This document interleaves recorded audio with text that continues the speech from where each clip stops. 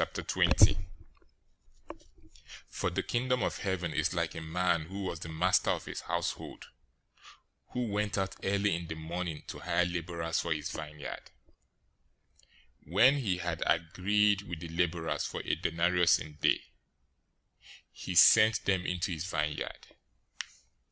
He went out about the 3rd hour and saw others standing idle in the marketplace.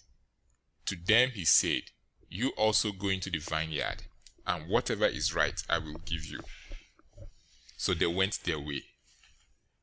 Again he went out about the 6th and the 9th hour, and did likewise. About the 11th hour he went out and found others standing idle. He said to them, "Why do you stand here all day idle?"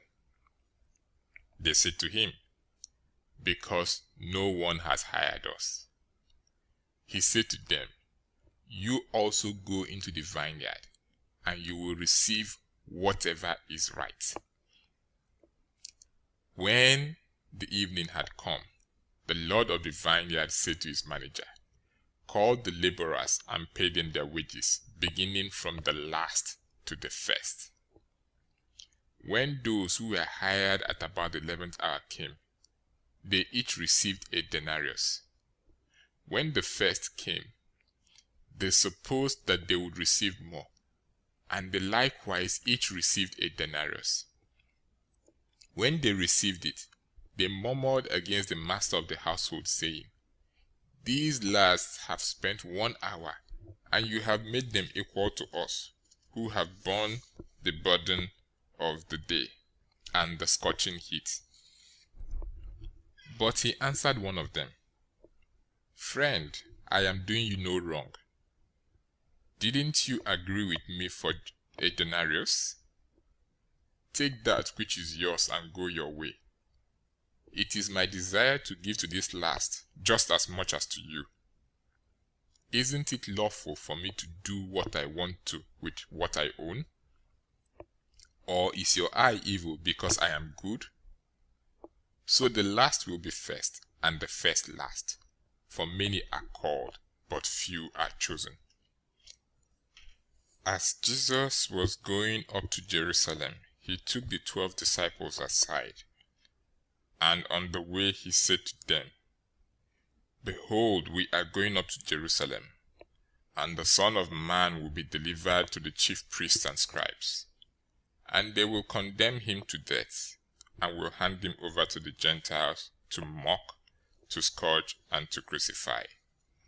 And the 3rd day he will be raised up." Then the mother of the sons of Zebedee came to him with her sons, kneeling and asking a certain thing of him. He said to her, "What do you want?"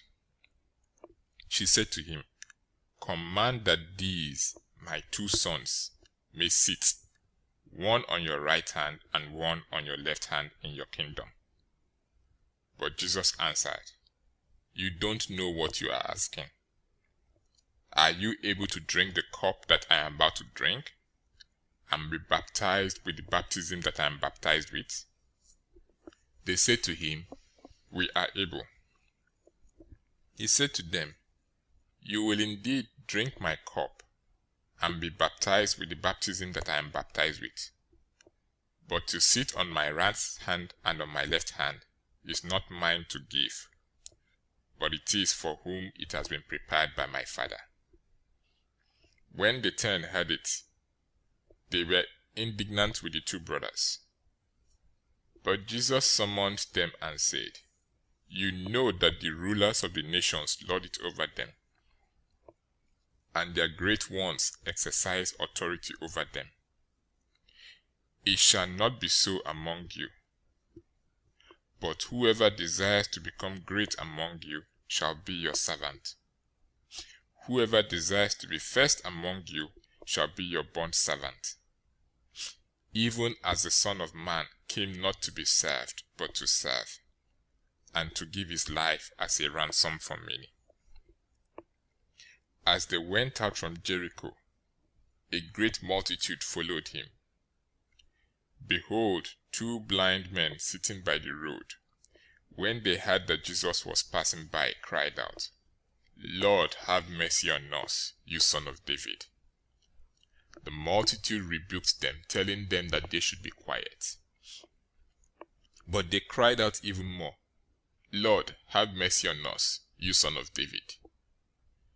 Jesus stood still and called them and asked, "What do you want me to do for you?"